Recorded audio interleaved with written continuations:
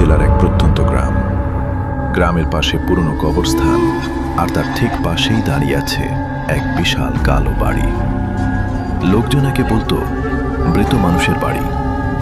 কেউ জানতো না বাড়িটা কে বানিয়েছিল, শুধু জানা ছিল প্রতি বছর অমাবস্যার রাতে ওই বাড়ি থেকে চিৎকার শোনা যায়। গ্রামের মানুষ সন্ধ্যার পর ওই রাস্তা দিয়ে হাঁটত না। ঢাকা থেকে 5 বন্ধু গ্রামে ঘুরতে এলো: আরিয়ান, তুহিন, শুভ, হৃদয় আর নাফিস। তারা ভূতের গল্প শুনে হাসাহাসি করছিল।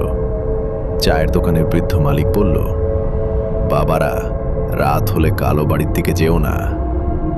আরিয়ান হেসে বলল, ভূত বলে কিছু নেই কাকা। বৃদ্ধের মুখ হঠাৎ গম্ভীর হয়ে গেল। সে নিচু গলায় বলল, যারা ওখানে গেছে কেউ ঠিকভাবে ফেরেনি। রাত 12টা, আকাশে চাঁদ নেই, শুধু ঝড়ের শব্দ আর দূরে কুকুরের ডাক। 5 জন টর্চ নিয়ে কবরস্থানের রাস্তা ধরে হাঁটছে। হঠাৎ বাতাস ঠান্ডা হয়ে গেল। নাফিস বলল, দোস্ত, আমার কেমন জানি লাগছে। ঠিক তখন তারা দেখতে পেল কালো বাড়িটা। বাড়িটার সব জানালা ভাঙা, দেয়ালে কালো দাগ, আর ছাদের উপর যেন কেউ দাঁড়িয়ে আছে। বিদ্যুৎ চমকাতেই ছায়াটা অদৃশ্য হয়ে গেল। দরজাটা ঠেলতেই ধড়াম শব্দে খুলে গেল।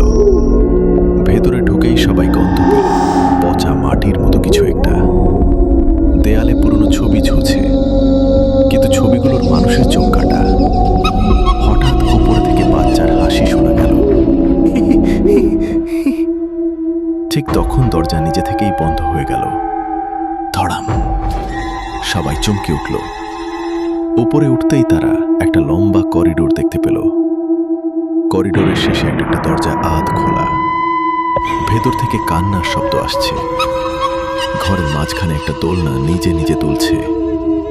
হঠাৎ দেয়ালে রক্তের মতো লাল অক্ষরে লেখা ভেসে উঠল, তোরা কেন এসেছিস? ঠিক তখন নাফিস অনুভব করল তার কাঁধে কেউ ঠান্ডা হাত রেখেছে। পিছনে তাকাতেই সে দেখল একটা মেয়ের ছায়া। সাদা কাপড়, চোখ দুটো পুরো কালো, মুখে ভয়ঙ্কর হাসি। সবাই দৌড়ে পালাতে লাগলো, কিন্তু করিডোর যেন শেষই হচ্ছে না। হঠাৎ সব টর্চ নিভে গেল। তারপর চারদিকে ভেসে এলো অনেক মানুষের কান্না।